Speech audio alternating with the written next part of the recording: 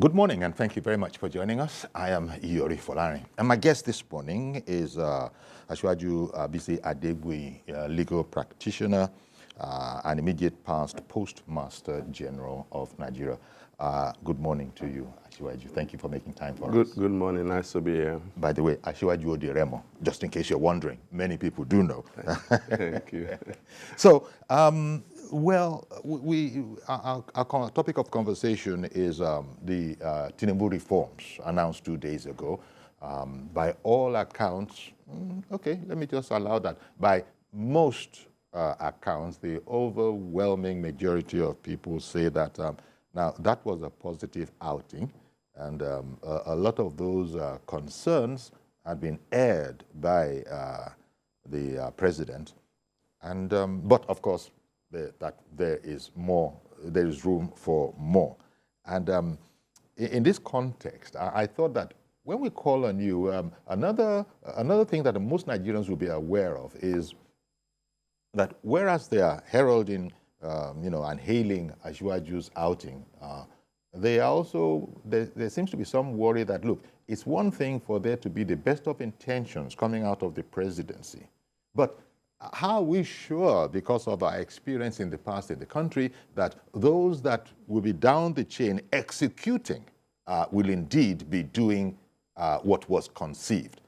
And it then occurred to us that, wait a minute, if there's anything to that, it'll be a matter of the registration and recognition of people, So I said, because I know you worked in that regard, is there any interface with that idea and the present situation, for example? Thank you, Uncle Yori. People will allude to the fact that, well, the people saddled with the responsibility of ensuring that the reforms, the palliatives, and all of that get to the intended beneficiaries. You can't fault and blame them because there's trust deficit in social governance. That is understandable. But now that we have a government that seems to be listening to us, That's right. even the silent critics have agreed that, no. Brilliant speech, well-intentioned, more can still be done, but ensure that the ones that you want to do, the socially vulnerable people who are the intended beneficiaries are indeed will be the people to benefit. And the way to go is to embrace technology. Okay. That is a system that does not give room for manipulation by human beings. And we have the technology with us. I mean, local. We do? Yes, I mean, without any spirit of immodesty, I own one that has been patented. Okay. And it is encapsulated under the principle of who, where, and how. Let me explain.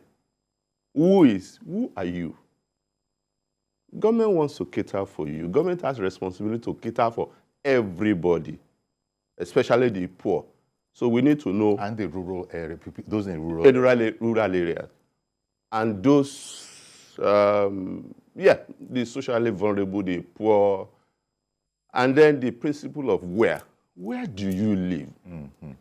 As a government, if I want to cater for you, we are talking about social intervention here, subsidy. I should know who you are, identification anchored on facial recognition, and where you live, which is anchored and predicated on digital addressing system. And how? The mechanism.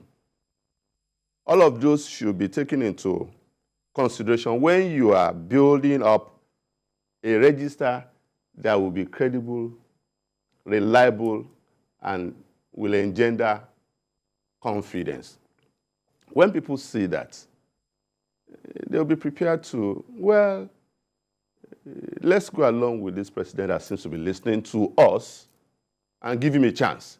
And if we need to sacrifice, we will sacrifice, and then we'll then see the benefits emanating therefrom. But if you don't put that in place, it will be difficult. And this is what we have done. It's not rocket science. I wouldn't have gone into this if I hadn't been Postmaster General of Nigeria. Okay. And I haven't seen and realized, and in fact, looking at other jurisdictions, how the postal administration, that massive national infrastructure, can be used to lift people out of poverty. And it's simply by identifying the people and giving them addresses. We have mapped Nigeria into 300 billion 3 meters by 3 meters grid, each with a unique digital address that is imbued with state-of-the-art facial recognition. So once you adopt that, you have a register that the World Bank will be proud of, that Nigerians will be proud of, because it will engender confidence. Yes. If you want to spend X amount of money and you drive it, you use technology to drive it, a kobo will not be missing. That is what we need to urgently do in Nigeria. You spoke about other jurisdictions, indicating that this might already be up and running elsewhere in the world. Where? So, during the screening of Minister Wole Edun, he's been cleared to, he's a minister to all intents and purposes. He said that Nigeria can adopt what... Wole Edun. Wole Edun, yes. Nigeria can adopt what they have done in India by adopting biometric. Okay. He used the word biometric. Mm-hmm. I will break it down. Yeah, biometric involves fingerprints and facial recognition. Which Nigerians are familiar with through NIM, through their banks, through their, telephone company. So let me address the three. They all don't go far enough. Okay. And the last mile that will ensure that your name, that's what they call HADA in India, that Minister Wole Edun has alluded to. It's a functional equivalent of our name. It is a number. So if you give people name and you don't tie it to an address that you can validate, the job is not complete. Does the NIN in the system that you are describing now, does it, well, no, it's not, what you are saying that can be taken from those ones that stop short, you know, are they flexible enough to be able to change? A man might be in Abeokuta now, and then he needs to be in Abuja for an extended length of time. It is geolocated. We have geocoded Nigeria. So if you are moving from one place to the other, it is not a problem. Okay. What is important is that we know that you are moving, and facial recognition, it will not change. It will not change, isn't it? I mean... Neither will your biodata, Neither will it change. I mean, the cards, either debit card or the cards that the banks give to us, the fact that you move from one address to another does not invalidate it. It doesn't. Okay? Because you have biometrics involved. Yes. But what we are saying is that let the last mile of the digital identification process, which is the address, be combined with it. And then you have a foolproof social register that you can rely on, and that in itself will assist you in planning for people. Because there's nowhere in the world where governments want to plan for the people without knowing who the people are. Recall I said it is encapsulated in the principle of who, where, and how. Without knowing who the people are, where they live, and how you want to plan for them. There are various mechanisms to use. Let me stress this. As innocuous as it is, addressing, people will be wondering, why is this man always talking about addressing? It gives you an insight, knowledge of how you can lift the people from poverty. Go to any jurisdiction where there's nowhere you don't have one subsidy or the other. If government gives you a tax rebate, it's a form of subsidy. But no government that I know in the Western world will give you a subsidy without knowing, hey, you are Mr. So, and you live in so place. And it is called, for instance, NI in the United Kingdom and social security in the United States of America. And the other that I mentioned anchored on a verifiable and address that can be validated in India. And they have a unique number that every person. Absolutely. Since you are attaching an individual to where he lives, geolocation, and you are also capturing his facial recognition, that's a very powerful So this is something tool that could be taken on board by the administration to enhance the efficiency of the process. Absolutely. There's no way you are going to succeed in doing all of this without laying the foundation. That is the foundation. And what is more, Mr. President has said that he wants to fight corruption by creating a credit economy. How do you create a credit economy without an addressing system? It is not enough for government to want to do it. The institutions, the banks, insurance companies, and all of those must buy into it. And the way to buy into it is that a bank is interested in lending money. But he will not want to lend if he does not know how to reach you, or he gives you money today, the following day, You don't know where you are. you don't know where you are.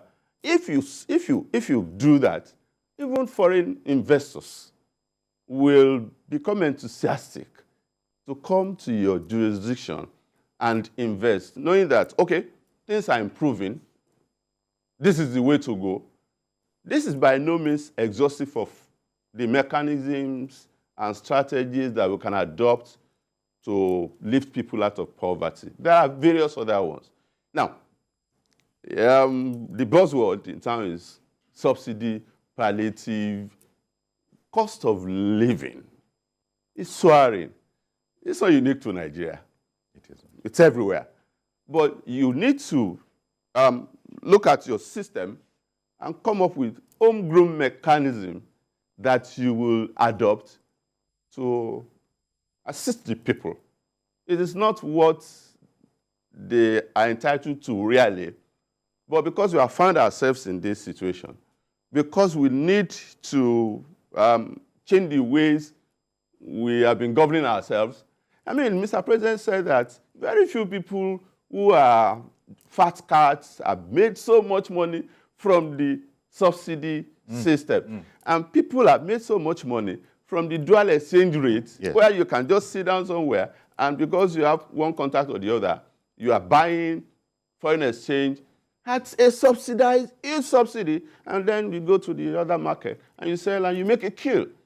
All of that must stop. Yeah, and part of the reason why that surprised me a bit, so to say, was the fact that everybody in Nigeria is supposed to be captured by the National Identification Number, aka NIN. Yeah. So if you see certain movements, maybe everybody doesn't have access to see those movements, but certainly government, if it has the need, can see it. So why is nothing being done, and why are we now hearing that certain fat cats, are able to do this and run rings all around us? I don't know. It was just a sort of a, shall I say? No, to be honest with you, I'm not comfortable with the fact that we have some powerful people that have made so much money unfairly from the system and are known.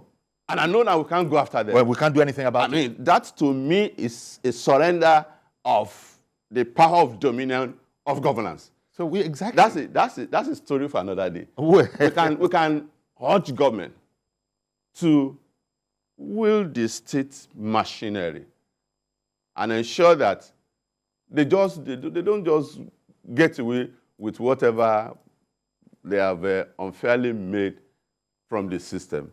Having said that, I try to use my endowments, the training, the exposure that I had when I was Postmaster General to assist this country, because we have all it takes.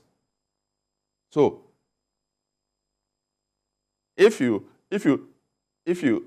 permit me. Well, sorry, I think they're trying to tell me something, but it's too low. Hello. Somebody has called in from. Dele has called in from Ikeja. Good morning to you, Dele. Good morning, Mr. Yori. Yes, thank you for calling in.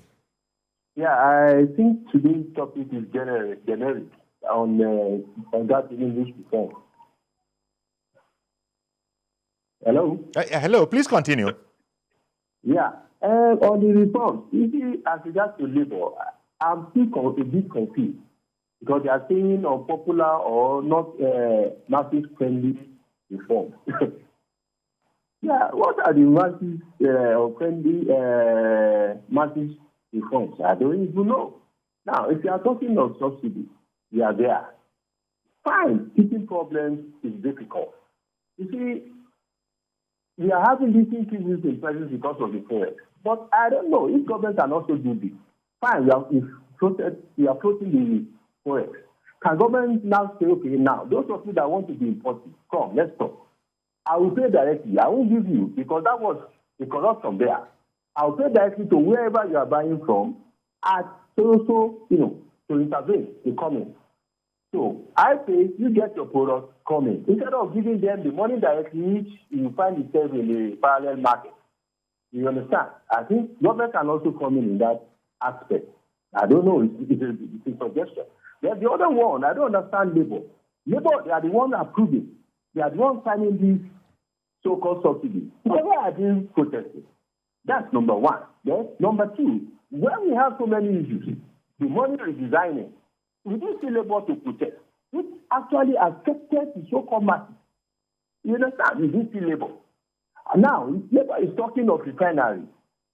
I want to ask, is this Mr. Yori and Company Limited that are working at the refineries or MSC member? You need to know. So what is the grounds? I don't really know what they are protesting. It is highly uncalled for. Thank you. Thank you very much for calling in. Did you want to? Okay, weighing on this labor issue. Yes. Well, labor wants to be seen as fighting for the masses, but they have to be very careful. Nigerian people want solution. I've had cause to advise one of them that, look, you can't just say you're opposing government. You should come up with how do you think government can navigate out of this difficult situation that we have found ourselves. Which the president had explained that oh, they were yes. in talks with labor. Oh, yes. And I believe that the talks they should continue with it. They should continue with the constructive engagement. This is not the time to, reflexing. Yeah, no. It's not particularly because, look, the federal government of Nigeria has done one thing that I commend: decentralization of the subsidy palliatives idea. Yeah. That look to states. So states are doing things on their own. For goodness sake, the people who are going to buy or who are already buying PMS at a very high price are in various states. You are making money from them. The president has said that within the last 1 month or thereabout, $1 trillion has been saved. Now, in plowing back that amount of money into the society, you should use the states anyway. So labor should find a way, also decentralize its own constructive engagement by ensuring that their affiliates in various states constructively engage the state government. I mean, the governors have been saddled with the responsibility of coming up with their own ideas. Their ideas and build up their social register. Some to have started. Yeah, it was some. I mean, some governors said that the previous register under the previous regime was unreliable, was not credible. Now you have a responsibility. Now a challenge has been thrown to you that, okay, let's see what you can do. But none of you, I'm insisting, should not try to come up with a social register that is not tech-driven. Okay. That we cannot audit. I get what we must be able, at any point in time, either via freedom of information mechanism, we must be, yes. Simply because of the sharp practices in the past absolutely. With this kind of Let me bring in Mr. Dukoya in Alakwere now. Good morning to you. Is Mr. Odukoya still there in Alakwere wanting to join the conversation? Apparently not, you know. So again, based on research work that has been done and feedbacks from the people who are holding the wrong end of the stakes, people say that they spend 70% of their income on transportation and food, which means if you find a way to help the people to navigate how you can bring down the cost of transportation, and then you can get people to have access to food, you will have been able to solve some of the problems. I have ideas that I believe the state governments can embrace if they like. And sorry, sir, talking about this, I'm sure you're aware that Lagos State has put out there that, the fares on the, state buses are coming down by 50%. Yeah. In Ogun State, I believe that the governor there is investigating very seriously CNG. Very well. Vehicles. So I'm particularly recommending the model that Ogun State government is doing regarding how to bring down the cost of transportation. Since we have agreed that 70% of our resources, we are spending it on transportation, what Ogun State government is doing regarding the CNG initiative and food. I'll come. I want to address them one after the other. Okay. Transportation, CNG. What does it mean? You're trying to convert the public means of transportation, the commercial vehicles, from PMS, that is 670 something or 700 naira per liter, to compressed natural gas, which will bring down their cost. That is commendable. I heard they have entered into some kind of agreement with some Indians that will come and train the trainers. If all the states in the federation can do that, at least the cost of transportation will be. Now for food. But before we get there, let me bring in Mazi Okorafor, who has also called in. We'll go on to food. Good morning, Mazi Okorafor in Arochukwu. Good morning, sir. Good morning, I guess, in the studio. Yes, labor protest, Nigerian protest. What we should be looking at the angle today, we have come at a crossroads that we don't know what to do now. Like what the guest was just making some minutes ago about transportation. Look, 70% or 80% of Nigerians, they are not on their own in terms of mobility. They depend on public transport. I think state, local government should be given autonomy. That is, let them arrange themselves. Provide this transport system. They have buses everywhere. If you go to Cotonou near Lagos, the buses are there looking for who will buy them. Or they can just move to the Togo is very far. Take these buses, float it in all the if local government will get 50 buses in their own state, in their own local government, it will help cushion this effect of transportation. There's a lot of produce in the bush. The farmers cannot have access to the road or have to get this thing to the market. That is the problem. If you go now and look for tomatoes, you see that tomatoes, rainy season is always a problem. You don't have. Okay, I think we lost Mazi there. But, okay. He has weighed in on transportation and then veered into the food security part of it. Which was the farmers can't go to their farm. Even when they have produce, they want to bring it to the urban areas to sell. The roads and whatever, they have challenge with it. That is the reason behind the infrastructure fund or bank or whatever that the president, intervention of the president. That's a good step in the right direction. At least we are talking about transportation and food now. Let us come up with ideas that will assist government in solving the problem. And that's why, as I've said earlier, what we could say government is doing regarding this, it should be replicated by all the states. That's one. Now, for the food aspects, this is my idea regarding how to subsidize people, and it would, in a way, also lead to increased farming. let farmers constitute themselves into some kind of farmers cooperative societies.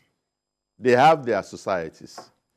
Whatever farm produce they are coming up with, there must be off-takers. It will be government. It is either government will do it on local government basis and ensure that what the farmers are bringing, they buy from them at a slight premium. That is, if the goods are worth 100,000, for instance, pay them 120,000. It's an incentive for them to do more. It will produce more.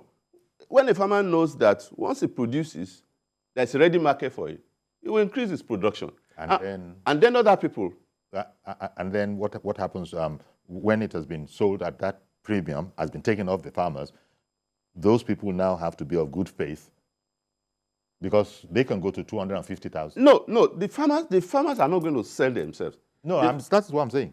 No, the government is the off-taker. Okay. You are buying from the farmers through their farmers cooperative societies. Okay.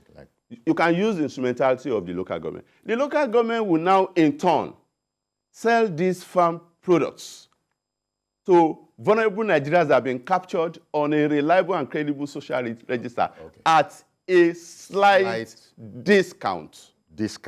Okay. That's a way of subsidizing both ends. Both ends. And on one hand is further encouraged to produce more. People who ordinarily would not be interested in farming will see the need to go into it. There's a ready market for it. There's a ready market for it. You're going to make money. Okay, let me bring in Yakub in Dokwemo. Good morning to you, sir, and thanks for holding on.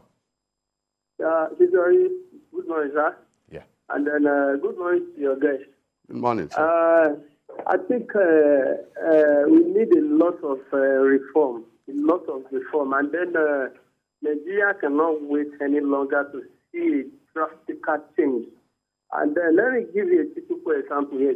Even though I'm not pleased the way they are doing, I'm talking about the Senate now, this adoption, because the way they screen the nominees, we're expecting a lot of change in the sense that they need to treat them, they need to have a lot of questions. Let me give you a typical example, as I said. If not the Senate president yesterday, that threw a question to nominee from Oyo State, in person of Adelabu, and that Adelabu, yes. For now, nobody knew that we have 5 members of the central bank that qualified to be a governor of central bank.